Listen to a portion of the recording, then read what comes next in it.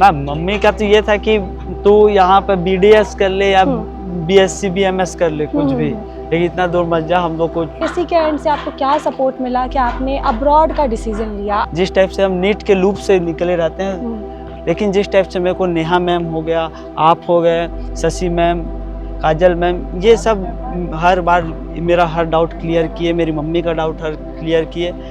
तो सबसे अच्छा यही लगा कि KC एक ऐसा प्लेटफॉर्म है जिसको हम ट्रस्ट कर सकते हैं, जिसको अपना इमोशंस बता सकते हैं। हाँ मैम, बिल्कुल सेटिस्फाई हैं। मम्मी को उनको कुछ होगा मेरे बच्चा को, तो KC टीम है वहाँ कुछ हेल्प करने के लिए, कुछ भी हो।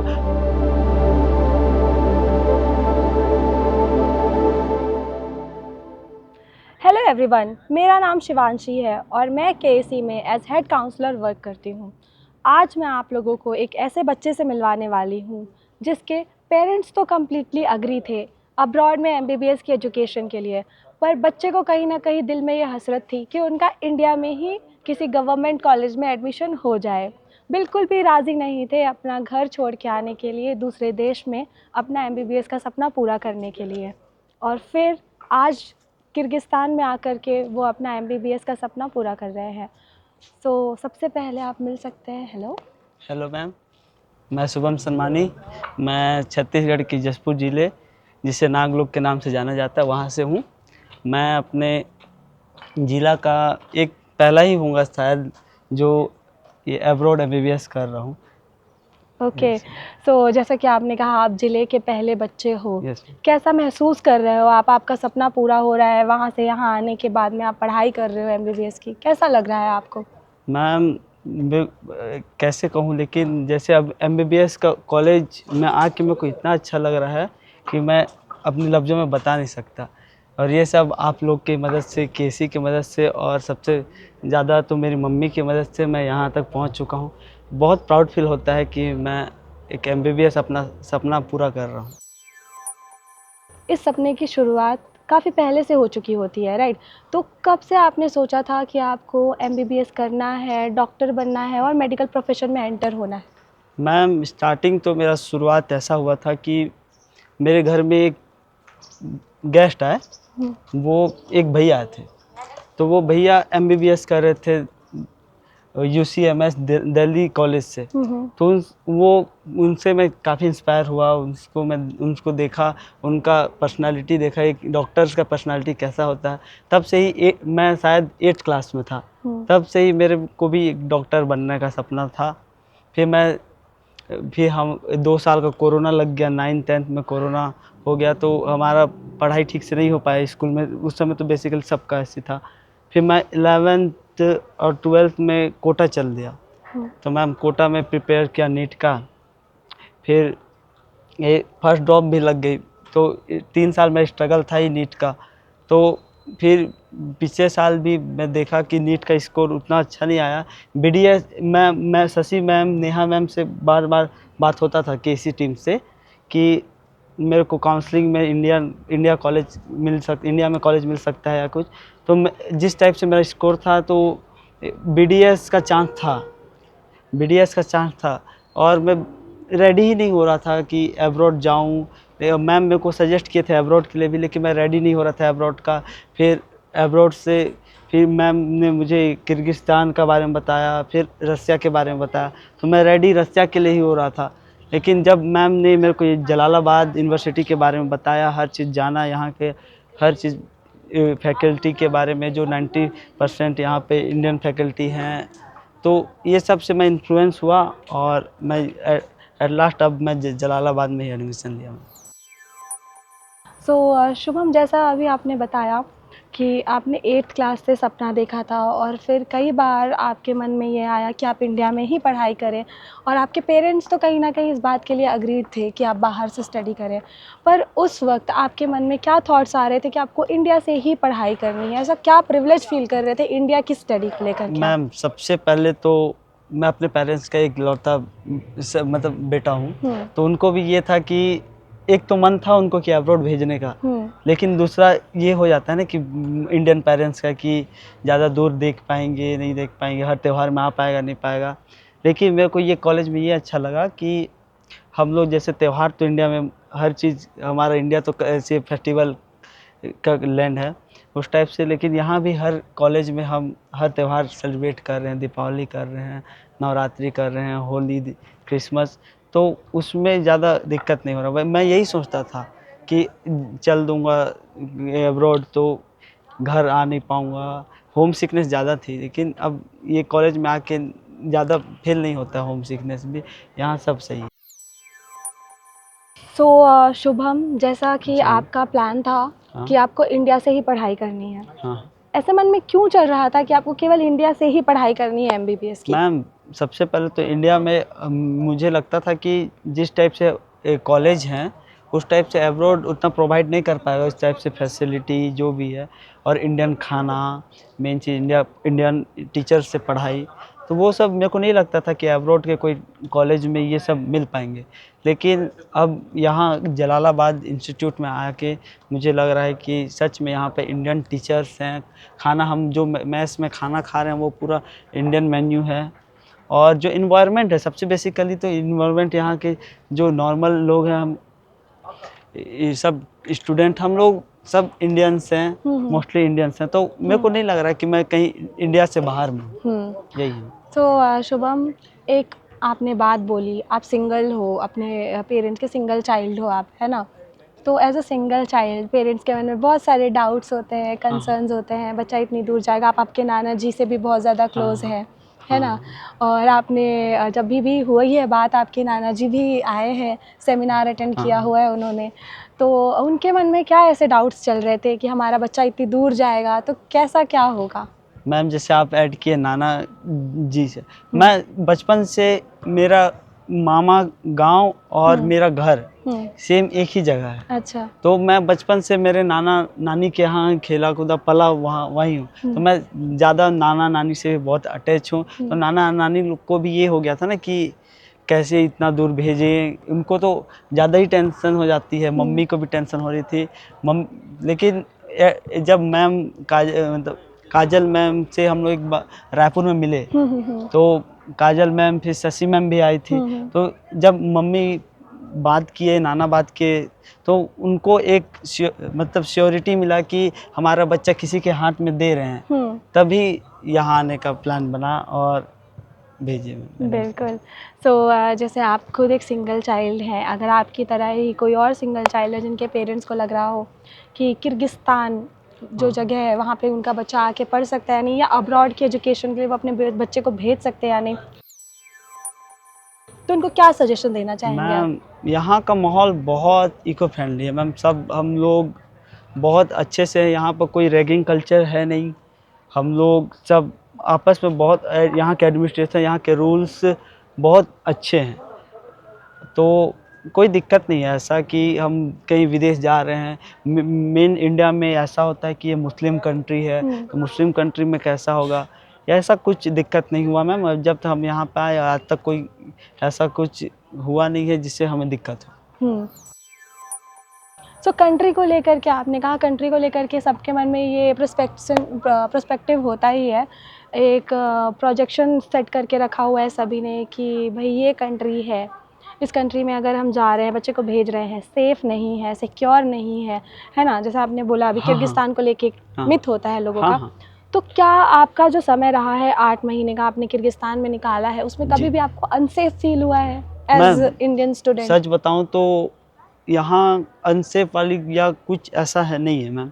जैसे हम आए उस टाइम तो हम ज़्यादा किसी से बातचीत, क्योंकि यहाँ की लोकल लैंग्वेज हमें पता नहीं थी। यहाँ के लोकल भी बहुत अच्छे हैं, कोऑपरेटिव हैं, वो हेल्पफुल हैं वो भी, और यहाँ का कल्चर भी बहुत अच्छा है। जैसे हमारे इंडिया में थोड़ा क्राइम रेट ये सब हो जाए, उस टाइप से यहाँ बिल्कुल नहीं है। बहुत पीसफुल कंट्री है और कोई डर नहीं है यहाँ। जो भेजना आना चाहता है, जो बच्चा आना चाहता है, जो पेरेंट्स भेजना चाहते हैं, उनके एकदम सेफ है कंट्री।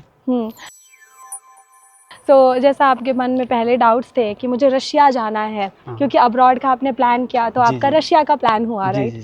तो उसके बाद फिर किर्गिस्तान आने के बाद में आपको ऐसा कभी कोई दिन ऐसा है जिस दिन आपने रिग्रेट किया हो कि रशिया चले जाना चाहिए था? नहीं मैम, रिग्रेट तो बिल्कुल नहीं हो रही। जैसे हमारा कॉलेज है ना, शायद ही इस टाइप का कॉलेज होगा जहाँ पे इंडियन इंडियन कल्चर को रेस्पेक्ट दिया जाता है। जिस टाइप से हमारे कॉलेज में इंडियन कल्चर को रेस्पेक्ट दिया जाता है, हर त्यौहार मनाया जाता है, हर मतलब इंडिपेंडेंस डे हो गया, रिपब्लिक डे हो गया, हम बहुत अच्छे से मनाते हैं। और इंडिया का इंडिपेंडेंस डे इंडिया भी डे मनाते का, हैं यहाँ हाँ, पे। इंडिया का भी रिपब्लिक डे सेलिब्रेट होता हाँ, है यहाँ होता पे। है। Okay okay. सो केसी के साथ में आपका सफ़र कैसा रहा है? लाइक आप एक ऐसे बच्चे थे, मुझे भी पता है, हम जी। सबको पता है कि जो बिल्कुल भी नहीं आना चाहता था। पहला हाँ, तो हाँ। उनका ये कंसर्न था कि पेरेंट्स से दूर कभी रहे नहीं हैं। दूसरा ये था इंडिया में ही पढ़ना चाहते हैं। तो उसमें केसी के एंड से आपको क्या सपोर्ट मिला कि आपने अब्रॉड का डिसीज़न लिया इंडिया का छोड़ के? मैम सबसे पहले तो केसी का सबसे अच्छा चीज़ मेरे को ये लगता है कि केसी के जितने काउंसलर हैं तो वो फीमेल्स हैं। तो क्योंकि एक फीमेल्स ही इमोशंस को अच्छी तरह से बच्चों का जान सकते हैं, जो कि जिस टाइप से हम नीट के लूप से निकले रहते हैं, तो उसको ना हम एक मेल काउंसलर समझेंगे लेकिन ना उस टाइप से इंटरेक्ट नहीं कर पाते, उनका इमोशंस कोई बच्चे का इमोशंस को नहीं सुन पाते हैं। लेकिन जिस टाइप से मेरे को नेहा मैम हो गया, आप हो गए, शशि मैम, काजल मैम, ये सब हर बार मेरा हर डाउट क्लियर किए, मेरी मम्मी का डाउट हर क्लियर किए। तो सबसे अच्छा यही लगा कि केसी एक ऐसा प्लेटफॉर्म है जिसको हम ट्रस्ट कर सकते हैं, जिसको अपना इमोशंस बता सकते हैं। और आप ही केसी के मदद से ही आज हम यहाँ हैं। जैसे मेरा लाइफ में एमबीबीएस का सपना तो था, लेकिन ऐसा था कि मेरा एमबीबीएस का सपना में मेरी मम्मी एक नाव बन के है और केसी उसका नाविक है जो मुझे नदी पार कर रहा है। जो एमबीबीएस का नदी है उसको मेरे को एक नाविक बन के केसी पार कर रहा है। तो मैं केसी को जितना थैंकफुल हूँ केसी के लिए, मैं शायद ही नहीं बता सकता। सो जो सपोर्ट रहा है आपको आपके लाइक कई बच्चे होते हैं जो एडमिशन प्रोसेस के वक्त ऐसा सोचते हैं कि केवल ये जो ऑर्गेनाइजेशन है, किसी भी ऑर्गेनाइजेशन पे ट्रस्ट करने के पहले मन में बहुत सारे क्वेश्चंस रहते हैं, बहुत सारे कंसर्न रहते हैं कि जैसे आपकी ओवर द कॉल ही बात हुई हाँ, है ना? आप मिले भी नहीं थे कभी नहीं, किसी से, बिल्कुल ओवर द नहीं। कॉल आपकी बात हुई, इंदौर ऑफिस से आपकी बात हुई, आप छत्तीसगढ़ में थे, है ना? तो उसमें आपको कैसा लगा कि मैं कॉल पे ट्रस्ट करा हूँ किसी पे, और जो एक कंसर्न रहता है मन में, तो ऐसे कौन से क्वेश्चंस थे जो आपके चल रहे थे मन में? मैम स्टार्टिंग में तो सही बताऊं तो मुझे भी डाउट थे कि कॉल पे जिस टाइप से इतना कोई अच्छा बात कैसे कर सकता है, कोई इतना कोई जो भी मैं प्रॉब्लम बता रहा हूँ उसका सॉल्यूशन दे रहे हैं, ये हो रहा है। तो ट्रस्ट मेरे को भी नहीं हो रही थी, ना मम्मी को भी नहीं हो रही थी कि ऐसा कोई ऐसा कंसल्टेंसी होगा जो बस पैसा के लिए कर रहा है या ऐसा। लेकिन जब हम रायपुर ऑफिस गए बेबीलोन टावर में, तो फिर वहाँ वो काजल मैम से मिले। तो काजल मैम ऑलमोस्ट 4 से 5 घंटा हमारा काउंसलिंग किए। तो उसमें सब डाउट क्लियर हुआ हमारा। और जब केसी का वहाँ सेमिनार हुआ, वहाँ मेरे पेरेंट्स आए, मेरे नाना नानी आए, मम्मी आई, तो फिर उनका भी डाउट सब क्लियर हुआ मैम।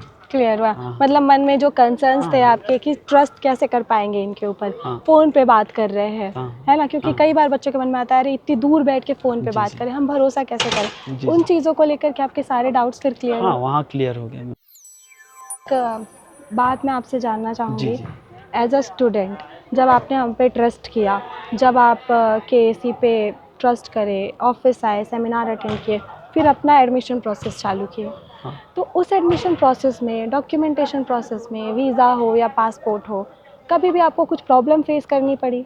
मैम मुझे प्रॉब्लम तो कोई फेस करना नहीं पड़ा, क्योंकि हर चीज़ केसी टीम सबको कोऑर्डिनेट करते थे। जिस टाइप जैसे मेरे को पासपोर्ट ऑफिस में गया, पासपोर्ट ऑफिस में वहाँ पे सब हुआ, काम अच्छा से हो गया। फिर ये वीज़ा का और ये एडमिशन प्रोसेस सब केसी टीम ही देगा। तो बस मेरे को 12th का मार्कशीट और 10th का मार्कशीट बस इतना दिया मैं, और सब बाकी सब काम तो केसी टीम ही किया। कभी आपको कोई प्रोसेस में प्रॉब्लम नहीं आई? नहीं, बिल्कुल नहीं। यहाँ हम लोग को अब ये कॉलेज में भी, एडमिनिस्ट्रेशन में भी कोई दिक्कत नहीं हो रही है, क्योंकि हमें फीस सब का भी बात हम केसी से ही करते हैं। हमें कॉलेज से कोई रिमाइंडर या कुछ ऐसा नहीं आता है। तो बच्चों के मन में बहुत सारे डाउट्स होते हैं शुभम, कि जी। कहीं सिर्फ एडमिशन तक ही तो साथ नहीं देंगे, केवल एडमिशन करा के ऑर्गेनाइजेशन पीछे तो नहीं हट जाएगी, है ना? बच्चों जी, के जी। मन में होते, जी, पेरेंट्स के जी। मन में भी होता है, आपके मन में ऐसा कुछ हाँ, था कभी? मैम स्टार्टिंग में लग तो रहा था कि ऐसे कि और मतलब सुने थे, देखे तो नहीं थे कि हुँ, फ़ॉरेन में ऐसा होता है हुँ, ये, तो वहाँ लेके छोड़ तो नहीं देंगे ऐसा तो था डाउट। लेकिन जब हम आए यहाँ पे प्रशांत सर हमें साथ लेके आए, तो यहाँ फिर हर 2 महीना में फिर काजल मैम आई, फिर अब आप मतलब हमारा केसी मीटअप होता है हर साल, सब तो अच्छा लग रहा है और सब स्टूडेंट भी इतना खुश हैं कि केसी टीम हमारे साथ है, हमें सपोर्ट कर रहा है। चलिए, हमें जान के बहुत खुशी हो रही है कि जो बच्चा यहाँ आना ही नहीं चाहता था, अब्रॉड में स्टडी ही नहीं करना चाहता था, वो बच्चा अपने मुँह से ये कह रहे हैं कि भई यहाँ पे सब कुछ अच्छा है, मेरी तरह लोग हैं कि सपोर्टिव है ना? जैसे आपके लिए सब सपोर्टिव है, वैसे आपको भी आने वाले लोगों के लिए सपोर्टिव होना हाँ है। मैम, हाँ, बिल्कुल। और मैं ये सब आप ही लोग की वजह से है मैम। और मैं सबसे पहले तो मैं अपनी मम्मी को ही थैंक यू बोलता हूँ, क्योंकि उनके बदौलत ही मैं यहाँ एमबीबीएस का सपना देख पा रहा हूँ। मैं बोला ना कि मेरी मम्मी नाव है तो केसी उसका नाविक है, और बहुत थैंक यू केसी के लिए, मेरा फ्यूचर ब्राइट करने के लिए। अब और मेरे को ये आशा करता हूँ कि अब 6 साल और आने वाले समय भी हमें प्रशांत सर और काजल मैम बोलते ही रहते हैं कि तुम जीवन भर अब केसी के फैमिली से जुड़ गए हो तो केसी के साथ ही हो। तो बिल्कुल। मुझे ये पूरा विश्वास है मैम कि केसी हमारा साथ ही देगा। बिल्कुल, बिल्कुल। और जैसा कि आपके बारे में मैं जितना जान पाई हूँ कि आप बहुत खुश रहते हैं, बहुत खुश मिज़ाज हैं आप, है ना? लेकिन आपकी मदर से आप बहुत ज़्यादा कनेक्टेड हैं, मैम है ना? मम्मी तो मम्मी से मैं बचपन से बहुत ज़्यादा कनेक्टेड हूँ। हुँ, मैं हर बात मेरा मम्मी से ही निकलता है। हुँ, ऐसे मैं और जैसे होता है ना कि और लोग 2 दिन 3 दिन में बात करते हैं, मैं मम्मी से दिन में 3 बार बात करता हूँ मैम। और मम्मी का भी बिना बात किए मेरे से वो खाना नहीं खाएँगे, सोएँगे नहीं, ऐसा चीज़ है। अच्छा। मैं तो ज़्यादा ही आपकी जो मदर का हाँ। यहाँ जब आप यहाँ आने का पूरा कंप्लीटली प्लान कर लिए, सो आपकी मदर के मन में ऐसा क्या था कि बच्चा इतनी दूर जा रहा है? वो क्या कंसर्न्स थे उस वक़्त? मैम मम्मी का तो ये था कि तू यहाँ पे बीडीएस कर ले या हुँ। बीएससी बीएमएस कर ले, हुँ, कुछ हुँ, भी, हुँ। लेकिन इतना दूर मत जा, हम लोग को मतलब ऐसा एक तो हो जाता है ना मम्मी का। हुँ। लेकिन मैं भी मेरा भी सपना था एमबीबीएस बनने का, एमबीबीएस डॉक्टर बनने का। तो और एक तो है मैम कि अगर स्ट्रगल लाइफ में सक्सेस होना है तो स्ट्रगल करना ही पड़ेगा। वो बिल इंडिया के कॉलेज में भी रहता तो घर छोड़ना ही पड़ता।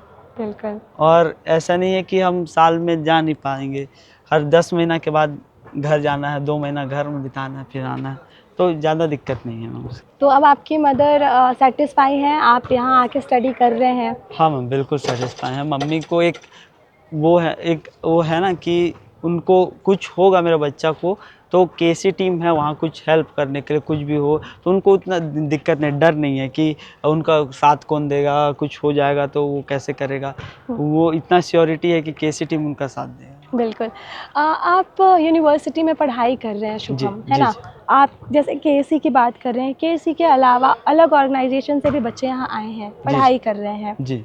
तो उनमें और अपने आप में क्या डिफ़रेंस फ़ील कर पाते हैं? आप प्राउड फ़ील करते हैं कि आप केसी के स्टूडेंट हैं? हाँ मैम, क्योंकि और कंसल्टेंसी का ऐसा है कि हम कंपेयर तो नहीं कर सकते, लेकिन जैसे केसी में हम लोग का इन्वायरमेंट है, जैसे फैमिली का इन्वायरमेंट और दोस्ती का इन्वायरमेंट अलग होता है। हुँ, फैमिली में सब प्यार से रहते हैं, उस टाइप से हम केसी में बहुत प्यार से सब दोस्त यार। हमारा हॉस्टल एक ए 14 स्कूल का ए ब्लॉक पूरा केसी स्टूडेंट से भरा है, तो हमें नहीं लगता है कि हम दूर के हैं, मतलब सब ऑलमोस्ट स्टूडेंट हम छत्तीसगढ़ से हैं। हुँ। तो लेकिन और कंसल्टेंसी का ये हो गया तो उस टाइप से इन्वायरमेंट नहीं दिखता हमें।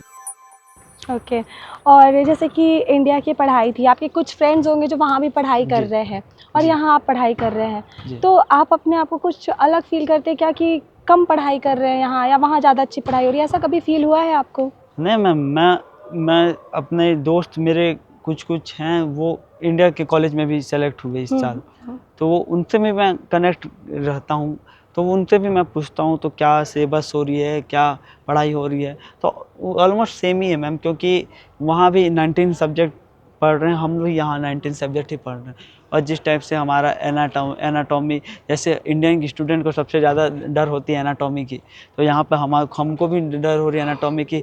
फरजाना मैम हमें वाइवा ले के हमारा पूरा एनाटॉमी स्ट्रॉन्ग कर दे रहे हैं। और बाकी टीचर भी ऑलमोस्ट इंडियन है ना, तो हम अच्छा से उनसे हिंदी में कन्वर्सेशन कर पाते हैं, अच्छा से बात करते हैं, तो ठीक लगता है मैम, अच्छा है। सो जैसे आप किर्गिस्तान में पढ़ रहे हैं, यहाँ पे वीक में कितनी बार वाइवा होता है? मैम वीक में एक बार तो हर सब्जेक्ट का होता ही है, क्योंकि हर सब्जेक्ट का। और जैसे एक महीना में 4 बार हो ही जाता है हर सब्जेक्ट का। तो टॉपिक वाइज चीज़ें क्लियर होती रहती हाँ, है। टॉपिक वाइज जैसे हमारा पहला वीक लेक्चर होता है, तो दूसरा वीक उसका प्रैक्टिकल और उसका वाइवा होगा। प्रैक्टिकल भी यहाँ पे स्टार्ट हो चुका है? हाँ, प्रैक्टिकल स्टार्ट हो गया। अभी तो अभी इनिशियल फेज है हमारा MBBS का। तो जैसे आपने बताया वाइवा यहाँ पे महीने में 4 बार हो जाते हैं एक हाँ, सब्जेक्ट के। हाँ। टॉपिक वाइज चीज़ें क्लियर होती है। तो इंडिया और यहाँ की पढ़ाई में ऐसा तो नहीं, क्योंकि लोगों के मन में ये रहता है कि बच्चा अब्रॉड जाके पढ़ रहा है, तो कहीं ऐसा नहीं हो कि पढ़ाई कम हो, है ना? मन में एक मिथ होता है ये कि इंडिया में ज़्यादा अच्छी एजुकेशन है, अब्रॉड की एजुकेशन इतनी अच्छी नहीं है। तो उस टॉपिक में आप क्या बोलना चाहोगे? मैम सबसे पहले तो हमारा कॉलेज इतना स्ट्रिक्ट है ना, क्योंकि इंडिया में भी अटेंडेंस को लेके 75% छूट है, लेकिन हमारा कॉलेज ऐसा है कि हमें एक भी एब्सेंट किए तो हमें उसका रिवर्क करना पड़ता है। एडमिनिस्ट्रेशन को हमें जवाब देना पड़ता है कि क्यों नहीं आए, क्या किए। तो उस और यहाँ का स्ट्रिक्ट इतना है कि बच्चा ऑटोमेटिक ही पढ़ेगा, ऐसा होता है। और यहाँ का पढ़ाई भी बहुत अच्छी है। और जैसे जनरली सब स्टूडेंट का डाउट होता है ना कि FMG का, तो यहाँ हमको FMG के टीचर मिल जाते हैं। FMG के जो कोचिंग हर ईयर होते हैं, जो स्पेशलिस्ट मतलब टीचर्स हैं वो आते हैं, तो हमें ज़्यादा दिक्कत नहीं। फिलहाल तो हम अभी फर्स्ट ईयर में तो FMG के क्लास नहीं कर रहे हैं, क्योंकि हमें अलाउ है करने का, लेकिन हमें उतना नॉलेज ही नहीं है कि हम उस लेवल का पढ़ पाएँ। मतलब अलाउड रहता है, फर्स्ट ईयर हाँ। से टीचर्स आ रहे हैं, पढ़ाई करवा रहे हैं, लेकिन आप खुद ही नहीं कर रहे, क्योंकि स्टूडेंट्स की चॉइस है। उस लेवल का हमें नॉलेज नहीं मिला, हमें बेसिक्स पता नहीं है। तो अभी फर्स्ट ईयर सेकेंड ईयर में हम बेसिक्स जानेंगे, फिर हम थर्ड ईयर तो उसमें मतलब ज्वाइन कर सकते हैं। ऐसा नहीं कि अलाउ नहीं है, अलाउ है, लेकिन हम अभी तो नहीं कर रहे हैं, खुद ही नहीं कर रहे हैं। ठीक है, ओके। सो शुभम, जैसे आपके साथ बच्चे क्लास में भी पढ़ रहे हैं, हॉस्टल में भी रह रहे हैं, अलग अलग जगह के बच्चे रह रहे हैं, तो जो KSE के बच्चे हैं और दूसरी जगह के जो बच्चे हैं, दूसरी ऑर्गेनाइजेशन, दूसरी कंसल्टेंसी के बच्चे हैं, उनमें क्या डिफरेंस फील कर पाते हैं आप? कभी कोई हसलिंग या क्या फील कर पाते हैं आप? मैम सबसे पहले तो हम लोग KSE के स्टूडेंट को कोई ऐसे डिफ़िकल्टी का सामना करना नहीं पड़ता। ये सबसे अच्छी चीज़ है KSE की। और हमें ये लगता है कि जैसे जिस टाइप से हमारे पेरेंट्स KSE को ट्रस्ट किए हैं, तो हमें KSE का भी नाम ऊंचा करना है। इस टाइप से कुछ भी कंपटीशंस हो गया, जो कुछ टाइप कॉलेज में कुछ हो गया, तो हमें लगता है कि हमारा पेरेंट्स के साथ KSE का भी नाता जुड़ा है, कि KSE को भी हम और हमें प्रशांत सर, काजल में हमें मोटिवेट करते रहते हैं, तो अच्छा लगता है मैम KSE का, कि लगता है कि कोई हमारा गार्जियन है यहाँ भी।